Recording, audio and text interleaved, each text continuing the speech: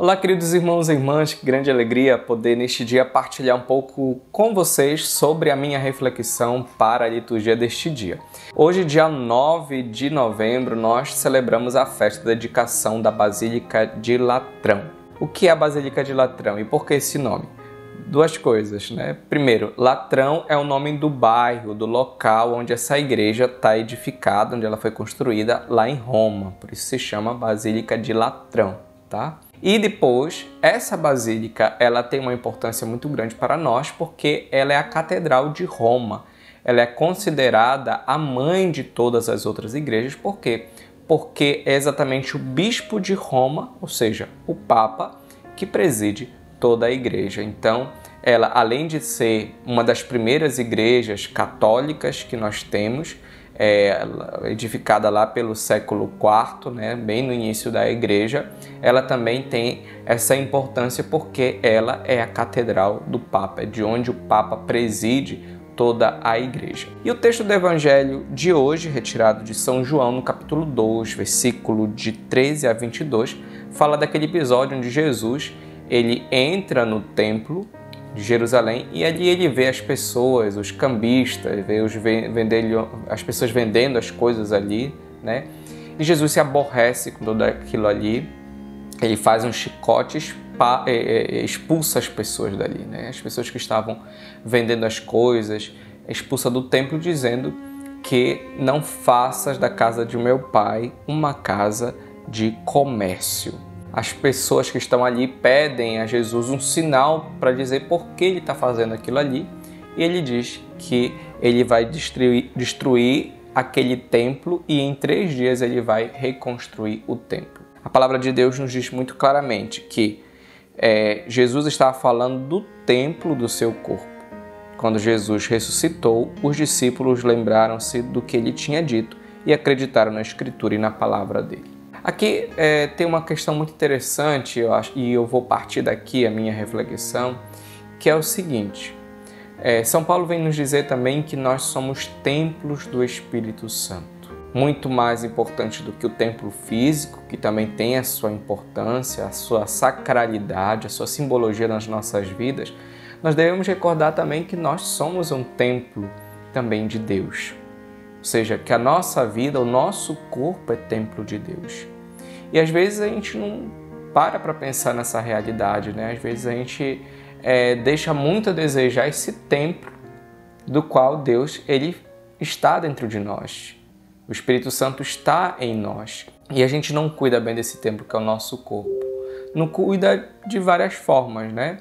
Primeiro, posso colocar aqui acima de tudo, talvez, pela nossa própria saúde, né? Nós não cuidamos muito bem da nossa saúde, comemos qualquer coisa, não praticamos às vezes esportes, etc. E isso é tudo saudável para o nosso corpo, para o nosso tempo. Depois, a própria ornamentação, vamos dizer, do nosso templo, que é as nossas vestimentas. Às vezes nem sempre o nosso modo de vestir ele é adequado. Às vezes é muito explícito, insinua muitas coisas, sabe? Que não é bom. Ontem eu falava no Evangelho sobre a questão do escândalo, né? O que é o escândalo? O escândalo é fazer o outro pecar. E às vezes a gente pode se tornar uma pessoa escandalosa pela forma como a gente se veste. Ou seja, às vezes a forma como a gente se veste pode fazer o outro pecar, pode escandalizar as outras pessoas, sim. Então não é somente uma questão de que eu me sinto bem assim, etc. Não, eu acho que você tem que ter um pouco de equilíbrio no seu vestir. Acho não, você tem que ter um pouco de equilíbrio no seu vestir, de modéstia. Saber o ambiente que você está. Às vezes as pessoas elas não entendem o ambiente da igreja para um ambiente de festa, para um ambiente de praça, um ambiente de praia, não. Às vezes as pessoas querem vir do mesmo jeito. E não é assim. Cada espaço pede uma vestimenta diferente. Só que, no entanto, nós também, dentro desses outros espaços, nós também devemos saber se vestir, saber se portar diante de algumas situações. Porque, como diz São Paulo, tudo me é permitido, mas nem tudo me convém. Então, esse templo que é a nossa vida, esse templo que é o nosso corpo, ele deve ser bem cuidado. Ser cuidado tanto na saúde, no comer, no praticar exercícios, etc., mas também no vestir. Um outro ponto interessante para que a gente possa cuidar bem do nosso templo, que é o nosso corpo, é o conhecimento. Isso que você está fazendo aqui, isso é bom para o seu corpo, para a sua mente. Você assiste a homilia do padre, alguns assistem todos os dias, né? Até quando a gente não grava, as pessoas sentem falta, né? Isso aqui é muito bom para você, porque você vai aguçando o seu conhecimento, a sua mente, a sua imaginação. Você vai enriquecendo o seu próprio corpo, que é o templo de Deus na sua vida. Mas não se contente só estar vendo os vídeos do Padre Marcos. Não. Procure também usufruir de outros vídeos, de outros padres, de outros irmãos leigos também que tem por aí, muito bons, né? E, sobretudo, de livros. Livros que contêm a história dos santos, livros que nos ajudam a entender alguma coisa sobre a doutrina da nossa igreja, sobre a nossa fé. Livros também que te levem à cultura também, não somente a questão religiosa, mas também a própria cultura, a cultura da sua cidade, a cultura do seu estado. Isso é muito importante para a gente enriquecer esse templo que é a nossa vida. Às vezes a nossa mente, o nosso coração está tão cheio de coisas vazias, de coisas ruins, né? A gente às vezes alimenta muito o nosso templo com coisas frívolas, né? Com coisas que não nos ajudam muita coisa. E aquilo que é bom às vezes a gente deixa de lado. Então vejam, né? Essas três coisas que eu elenquei aqui, elas são importantes para que você possa fazer com que de fato a sua vida seja um templo de Deus. Um templo de Deus. A sua saúde, a sua vestimenta e também o conhecimento. Teríamos outras coisas também para falar sobre este templo, que é a nossa vida, que é o nosso corpo, mas essas coisas elas são importantes para que a gente entenda que também nós somos o lugar onde Deus habita. A partir do nosso batismo, Deus, ele faz parte da nossa vida.